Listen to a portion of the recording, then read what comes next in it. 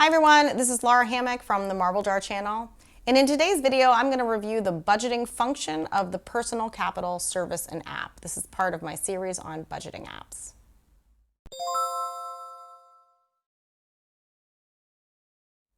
So Personal Capital is a financial management platform. Whereas many of the apps I'm looking at do only budgeting, Personal Capital shows your budget, your debt, and your investments all in one place.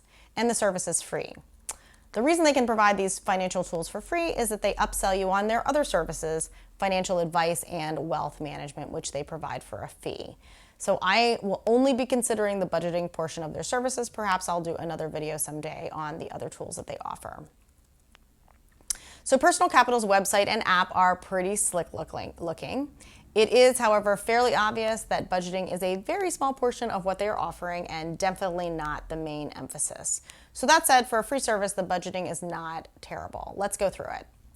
Linking accounts. So Personal Capital allows you to link your checking, savings, and credit card accounts. It pulls in transactions from your bank automatically. So all you need to do is tag them with the correct budget category. So this is great and a nice to have for a free service. Budget line items. So the app has a long list of budget categories, and although you cannot delete categories, you can add new ones and you can edit the existing ones. This is fairly flexible. Budget groups. Personal Capital does not support budget groups or customized groups for your budget categories. They have three basic groupings: expenses, income, and other. Setting up a budget. So this was the part of the app that I found the most curious. Personal Capital allows you to set up a budget, but only one amount for the entire month. So you can say, I want to spend only $5,000 per month, but you cannot say, I want to spend only $700 this month for groceries or $200 for utilities.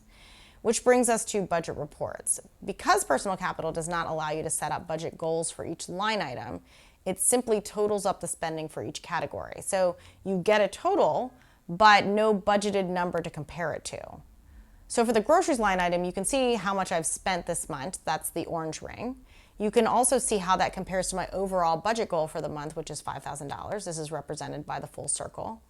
And you can see how it compares to what I spent this time last month, which is the yellow ring.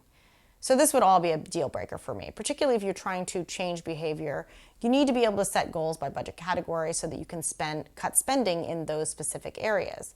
So it does no good for me to know that I have spent this amount against my $5,000 total budget when I only want to spend $700 on groceries this month. That comparison is not available. Past reports. The app does give you the ability to see your budget information from last month or last year, but not 3 months ago or 7 months ago. Tagging transactions. So categorizing your spending is tricky in Personal Capital. First of all, there is no inbox or holding area for all of your new transactions.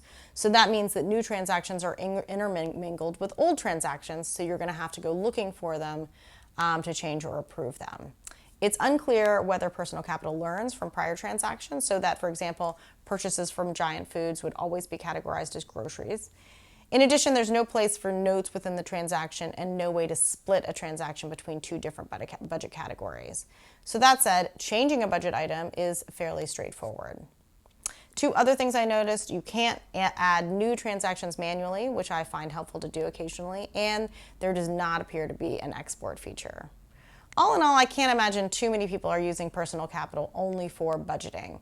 However, if you're not looking to change your behavior or limit spending, perhaps just knowing how much you've spent in each category is valuable information.